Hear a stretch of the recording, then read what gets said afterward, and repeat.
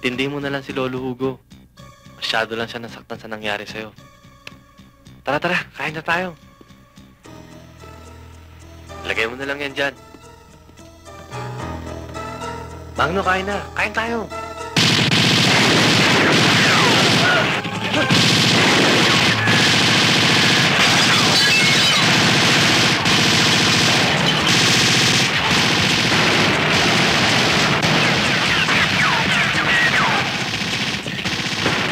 Alam ka, alis! Saan ka pupunta? Basta huwag ka alis!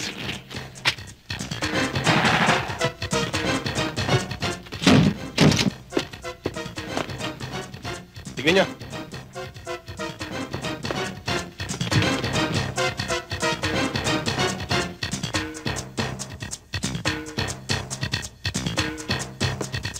Wala dun, boss. Boss, wala rin dun eh. Sa likod.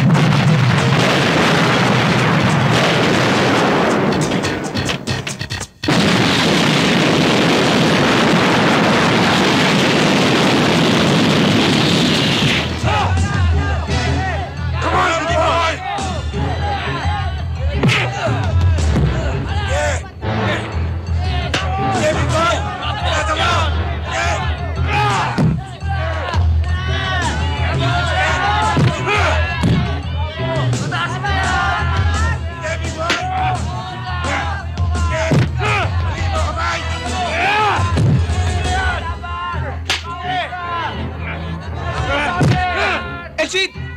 Lumabang ka naman! Kanina ka pa nagpapadihado eh! Anong nagpapadihado? Eh, bugbog na! Elsid! Yung 70% ko! Malulus! Sumunto ka naman!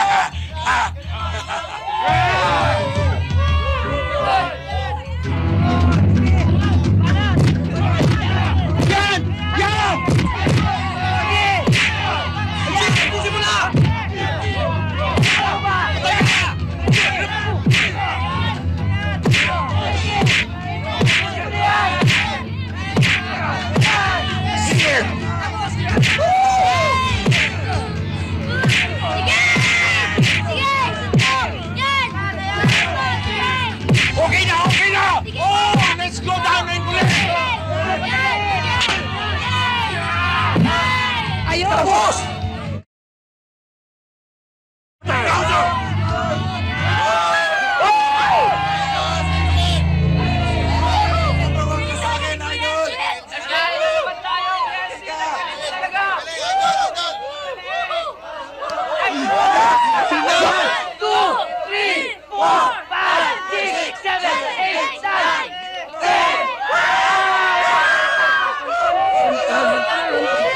Kung sana kayo magagalit, pwede ko bang malaman kung anong pakay ninyo sa mga batang ito?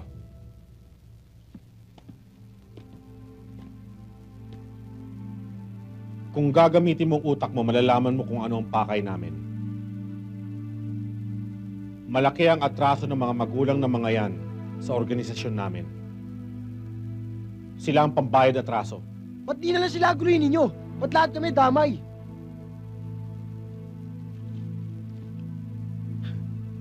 Kapag hindi ka kinakausap, huwag kang sumasapatan. Walang magtatangkang tumakas.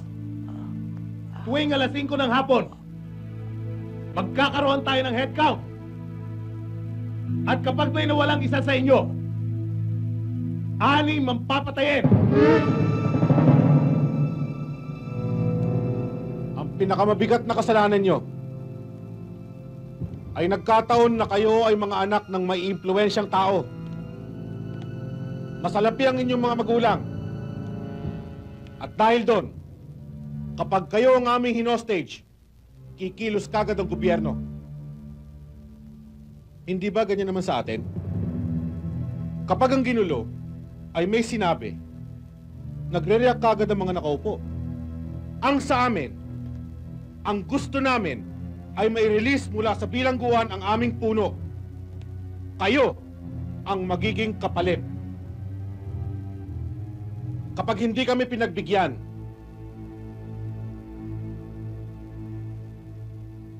kaming lahat.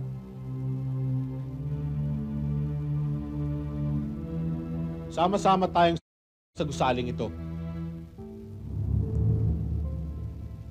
Maliwanag ba? Business as usual tayo dito. Pero bagong lahat, bago tayo tuluyang maghiwa-hiwalay para makapagpahinga, gusto ko lang ipakilala sa inyo ang anak ng aming pinuno na siyang dahilan kung paano kami nakapasok dito. Jacqueline?